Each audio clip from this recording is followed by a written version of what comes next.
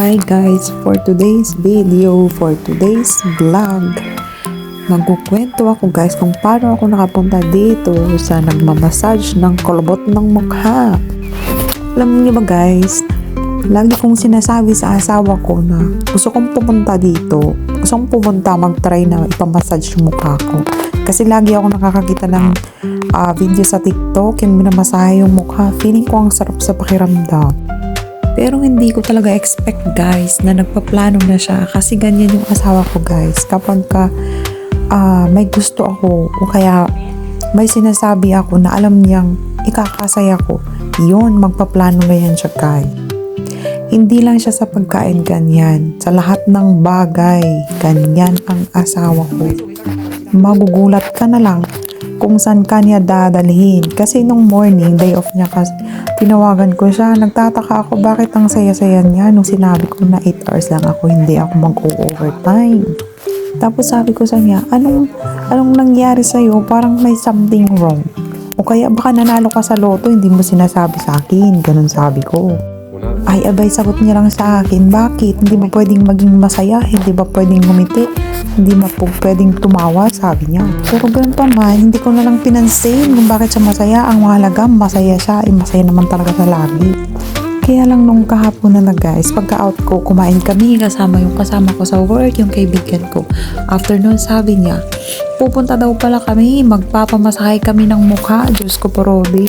Hindi ko naman expect na talaga naman palang dadalhin niya ako sa ganitong lugar. Ay, abay, syempre, ang saya-saya ng Inday. Kasi pangarap kong ganyanin yung mukha ko. Kung ano ba talaga yung feeling na minamasahe yung mukha. Ano tawag nito? Parang pinupukpok yung noo, ganyan. Gustong-gusto ko yung tunog.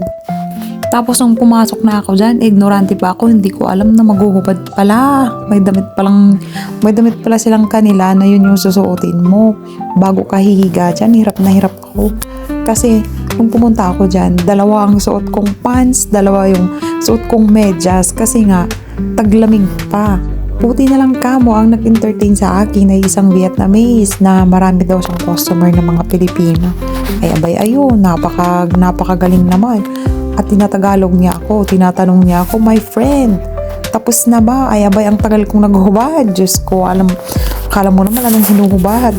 Dalawa din kasi yung suot kong bands, kaya medyo matagal ako. Sabi niya, my friend, tapos ka na ba? Ang galing ng Vietnamese magtagalog talaga guys. Tapos ayun na, nung nag-start na kami, Diyos ko, pero day, nagulat ako. Sabi ko pa, hindi na ako uwi, dito na ako matulog. Ang sarap sa pakiramdam talaga. May iba't iba silang package. Ang pinili ko naman ay yung facial massage, facial cleaning, tapos yung magpapaano ko ng buhok ko, magpapalaba, charot, magpapaligo ng buhok. Siyempre, lamutakin nilang masyado yung buhok ko. Alisin yung mga oily, yun. Sarap. Tapos ayun guys, parang ignorante ang Inday dyan. Diyos ko, hindi makarelax ng pikit. Tingnan nyo naman yung pikit ko. Parang pilit na ipinikit. Hindi pwedeng, hindi talaga dinamdam yung relax na relax. Ay alam nyo ba guys, sobrang saya ko talaga. At naranasan ko yan. Alam nyo ba na umabot ako ng 36 na edad nang makaranas ng ganyan. Bait ng asawa ko at pinaririnig ko lang, pinapatingin ko lang ng video na ang sarap naman tingnan, ang ganda namang tingnan na ginaganyan yung mukha. Gusto ko rin ng ganyan, sabi kong ganun. Yung pala, nag-google na siya kung meron ba dito sa malapit sa amin. Sa may dolyo lang ang nagaganyan. Ay abay, ayun. Nakakita siya sa Google, ayun na. At kasi bihira kami magkasama ng asawa ko. Kasi hindi kami sabay ng day off. Tapos panggabi pa siya, pang araw ako. Hindi talaga kami magpangabot. At saka kahapon na time lang ay hindi kami busy at nakapag 8 hours ako. At saka day off niya. Kaya kahit wala pa siyang tulog, gumising ng hapon. Kahit alas 2 na daw siya nakatulog, gumising pa din siya at lumabas. Tapos sabay kaming kumain muna. Tapos pumunta kami dyan. Hindi ba guys, ang sarap sa pakiramdam. At ang bait-bait ng asawa ko. Hindi talaga nagbago. Sana naman ay hindi talaga magbago na. Mula nang magjowa hanggang sa nag-asawa, ganun pa rin. Nasusurprise ka pa din. Nang susurprise pa din siya mga guys. Nagugulat na lang ako kung anong gusto niyang gawin sa buhay niya at anong gusto niyang gawin sa akin. Buti na lang nasisiyahan ako sa mga gusto niyang gawin. Nasusurprise pa ako. Tapos ayun mga guys, ang bait-bait pa ng Vietnamese na yan. May asawa din niyang Taiwanese. Kaya medyo kampante yung loob ko sa kanya. Tsaka ang relax-relax niya, ang saya niyang kausap din. Habang ginagawa niya ako ng ganyan, minamasahin niya ako, ano pa yung mga ginagawa niya, hindi ko alam ang tawag dyan. Basta nagdadaldal pa din siya. Tapos yung asawa ko nasa gilid, naging videographer pa. O diba, sangka pa. Pero hinihingal talaga ako guys. Hindi ko na alam anong ikikwento ko. Tingnan nyo na lang yung video ko. At ang tagal-tagal na tapos, 1.5 oras na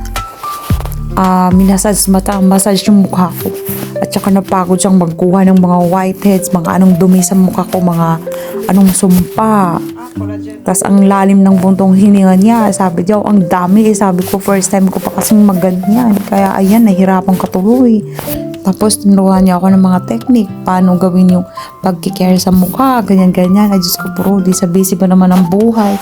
Pag uwi ng bahay, pagod na, hindi mo na maiisip kung anong gagawin mo. Yung mga skincare mo, makalimutan mo na. O diba, edi punong-puno yung mga pores. Alam niyo ba guys, iniisip ko na lang, habang wala pa kaming baby ng asawa ko, namnamin ko na lang yung ganitong buhay na kapag may oras, ay mag-pamper sa sarili, lalabas, gagala, mag-unwind. Kasi ang buhay sa Taiwan ng mga Taiwanese, trabaho bahay. Buti na lang mo ang asawa ko ay nakakapag-isip pa kung ano yung pwedeng gawin na medyo mas ma-relieve yung stress ba. Siguro kitang-kita na niya sa mukha ko na punong-puno na ako ng kulubot, punong-puno na ako ng stress sa buhay. Kaya napapag-isipin niya ang mga ganyan. Kasi ang nature ng mga trabaho namin ay talaga namang napakapagod. Ang hirap magtagalog. Talagang napakapagod, napaka-stress, napaka-hectic ng schedule. Wala pang day off. Sa isang buwan yung asawa ko, 4 na araw lang yung day off. Samantalang sa akin, 8. Pero hindi naman kami magpangabot. Wala din silbi yung day off na sa bahay na lang. Pero at least, pag day off ko, andito lang ako sa bahay. Pag may pasok yung asawa ko, ayun, yun na lang ang kasiyahan ko. Ipagluto ang aking mga biyanan, ipaglinis ng bahay, diba? Katulong is life. Kasi naman, pag may mga pasok kami, hindi namin nakikita yung mga mukha ng aming mama at papa. Pagpapasok kami, tulog pa sila.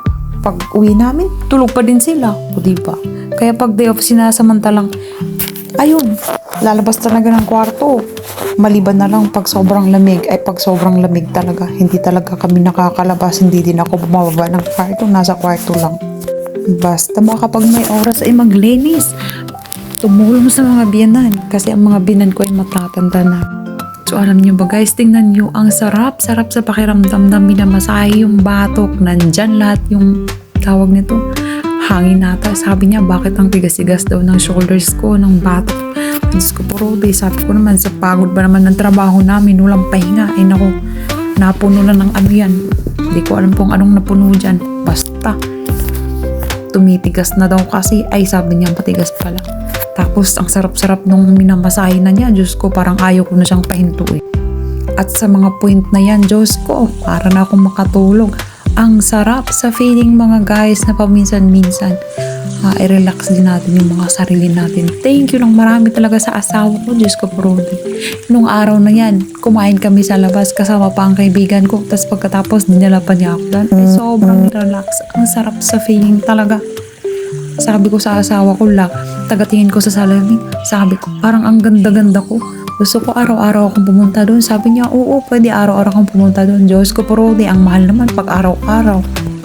Kaya sabi na lang siya, sinabihan niya yung babae dyan na baka next month or every month pupunta daw ako dyan. Ako nang mag-isa.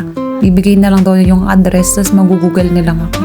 Pwede na daw akong puntang mag-isa dyan kung gusto ko nang i-maintain na ganyan-ganyan. Diyos ko, Poroli, ang sarap-sarap sa pakiramdam. Ang kintab-kintab ng mukha. Kahit hindi na uubusan ng pimples itong baba ko. Diyos ko, ang sarap talaga. My God. Sobrang saya ng Inday. Pinasaya ng asawa. Sana all. Thank you Lord at binigyan ako ng asawa na sobrang malayo ang gap namin. Pero sobra namang magmahal. laging nag-I love you, parang Pinoy na lang din. Tapos laging nag-care, laging nag-aalala, basta ang sabi niya lang, basta ikakasaya mo, masaya na din siya, o diba? Saan ka pa?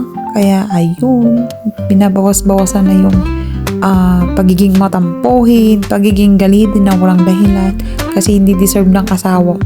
Kaya thank you Lord at mahaba ang pasensya ng aking asawa. Tingnan nyo naman guys, ang sarap sa pakiramdam, walang filter yan mga guys. Thank you for watching, o diba? Ignorante ang intay.